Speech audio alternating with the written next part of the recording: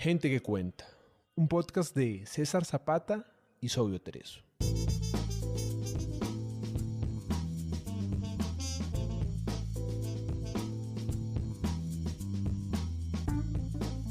Gente que cuenta es un espacio para leer autores latinoamericanos poco conocidos.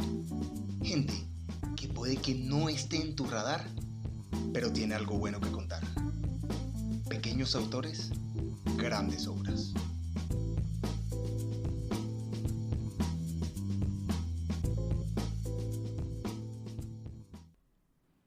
El deseo puede llevar a una mentira llena de incomodidad y a sorpresas que no queremos, de esas que nos dejan estupefactos. De eso versará la siguiente historia. Fragmento de la novela Come Hierro, por John William Archbold, autor colombiano, radicado en Bogotá. Una tarde Renata me llamó por teléfono y me invitó a su apartamento. Dijo que Sergio había tenido que viajar urgentemente y que regresaría al día siguiente. Acepté encantado. La verdad era que me estaba muriendo de ganas de verla.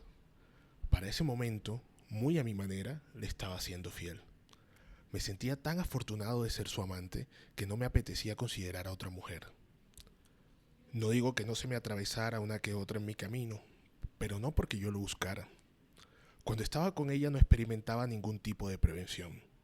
Tener a Renata era una comprobación de que podía lograr cualquier cosa, que los límites habían perdido poder de contención ante mí. Por eso, al llegar a la recepción, ya no sentía inquietud alguna. Al contrario, me enorgullecía imaginar lo que el celador podía estar pensando, que este pecho se restregaba con el sudor de la mujer del afamado productor, al que todos rendían pleitesía y que solo yo tenía la posibilidad de doblegar. Pero esa noche el portero hizo algo más que mirarme. Apenas llegué, llamó para anunciarme y, después de hacerlo, me entregó un paquete y me pidió el favor de que se lo entregara a Sergio. Yo, por supuesto, salté enseguida. Le pregunté si acaso él estaba. Me dijo que sí, que no hace mucho había llegado. Le pregunté si estaba seguro y lo confirmó. Me dijo que lo vio por las cámaras del parqueadero cuando salió de su carro y tomó el ascensor en el estacionamiento. Pensé en marcharme, pero ya me habían anunciado. Puede que con él mismo. Así que de camino al ascensor pensé en la excusa que daría por mi presencia de improviso y a esas horas. Estaba mentalmente preparado para encontrarme a una Renata nerviosa, pero para mi sorpresa estaba muy tranquila, vestida con un pequeño vestido de encajes que jamás le había visto. Me extrañó que me saludara con un beso. Le pregunté si todo estaba bien. Ella me dijo que sí, completamente despreocupada. Algo estaba mal, pero Renata parecía tranquila. Le pregunté si Sergio había llegado, lo cual negó. El celador me dijo que lo vio entrar. ¿No será que sospecha algo y está esperando por ahí para tomarnos por sorpresa? Para nada, dijo sonriendo con incredulidad. No te hagas ideas locas. Es en serio. ¿Qué tal que quiera pillarnos infragante y luego matarnos? Renata se echó a reír. ¿Pero qué barbaridades estás pensando? Sergio no quiere matarnos y tampoco está en la ciudad. Ese tipo me dijo que vio llegar su carro. Se quedó callada medio segundo, pero enseguida repuso. Fui yo la que salió en su auto. Estaba en la farmacia. Pero dijo que lo vio subir en el ascensor. No hagas caso. Ese hombre no sabe lo que dice. Empezamos a hablar en la sala mientras nos tomábamos algo. El mismo ritual previo que habíamos repetido cualquier cantidad de veces. Creo que lo hacía para que constatara lo bella que estaba. Cuánto se había arreglado para mí. La reafirmación de que no era una de esas tantas a las que podía coger desde el inicio y como quisiera. Esta vez, por fin Renata dejó de presionarme para que tomara un trago y me permitió beber tranquilamente un jugo sin azúcar. Esa noche yo estaba muy deseoso. Ya me daba suficientes largas en pleno ajetreo, de manera que no dejé que la conversación se extendiera. Me acerqué y empecé a tocarla y a besarla.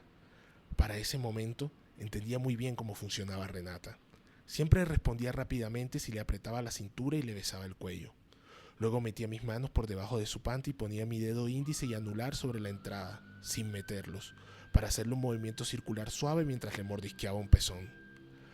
Cuando se humedeciera más, era el momento de meterlos un poco, con las yemas hacia arriba, para moverlas hacia atrás y hacia adelante. Ese sencillo Ok. Bueno, espérate.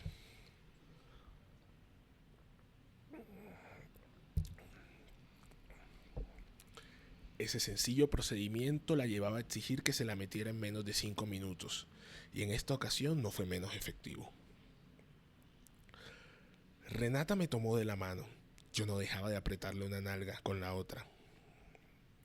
Mientras caminábamos a la habitación, sentí un estornudo que vino del cuarto de huéspedes. Renata me miró asustada. El miedo en sus ojos me hizo saber que no era yo quien tenía algo que temer. Mis mecanismos de alerta estaban tan activos que en un solo movimiento alargué la mano y abrí la puerta. Renata trató de detenerme, pero no fue lo bastante rápida. Cuando miré adentro, encontré lo último que esperaba ver, pero al mismo tiempo, algo que no llegó a sorprenderme del todo. Sergio estaba adentro, sentado en la cama, con la almohada puesta en la cara en un intento de disimular otra sacudida. Frente a él estaba el televisor encendido. La pantalla tenía una imagen fácil de reconocer para cualquiera de los presentes. Era su habitación matrimonial. Yo miré a Renata. Él se puso de pie, se encogió de hombros y la miró con ánimo de tranquilizarla. De todos modos íbamos a hablar con él. La escena era tan bizarra que yo no podía creer que la estuviera viviendo en primera persona, mucho menos entender o al menos conjeturar de qué se trataba todo.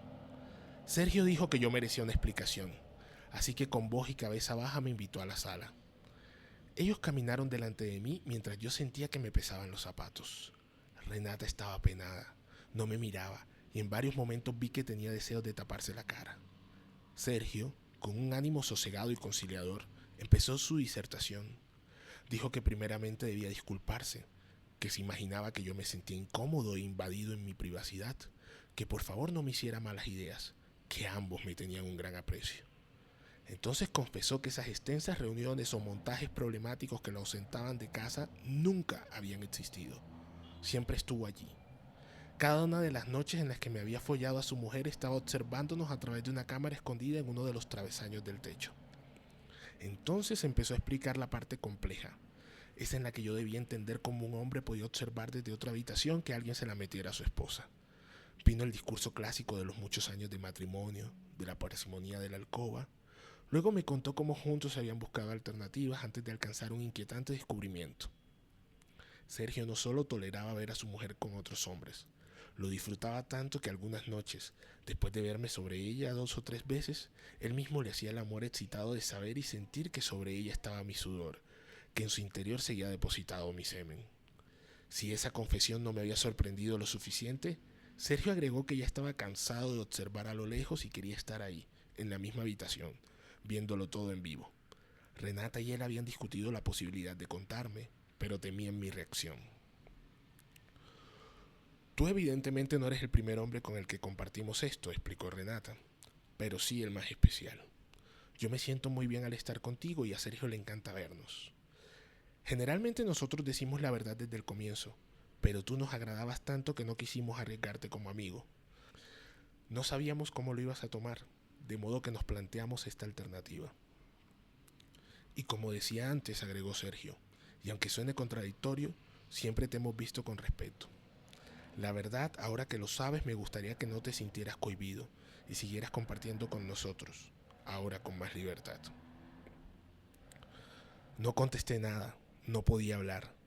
Todo era tan abrumador que se me dificultaba incluso pensar. Las zonas de mi cerebro que aún funcionaban después de ese cortocircuito indicaban que tenía que irme de ahí. Me levanté, me disculpé con ambos y salí del apartamento. Cuando estuve fuera del edificio sentí que volví a respirar. Tenía la sensación de haber sido abducido por unos extraterrestres. ¿Qué clase de locura era esta? A pesar de que entre Renata y yo no había surgido ningún tipo de romanticismo, lo que había sentido, yo conmigo mismo, era una completa mentira. Me sentía superior todo el tiempo.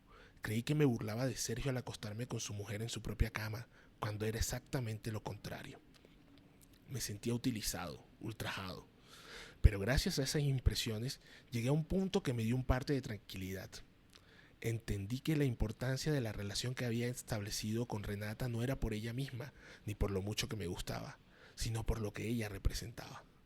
Era la esposa de un hombre acaudalado y poderoso, uno de los pocos que podía hacerme doblegar, porque tenía muchas cosas que yo tal vez jamás tendría. Acostarme con ella era mi modo personal de cobrar una revancha, de burlar su supremacía. Pero ahora me daba cuenta que una vez más estaba al servicio de un hombre como él, de esos que con solo nacer tenían el mundo a su servicio. Y yo, que me imaginaba un bárbaro desafiante, había resultado ser un simple lacayo de sus perversiones. Era frustrante corroborar que ellos, los tipos como Sergio, a la larga son invencibles. Escuchaste a Gente que Cuenta.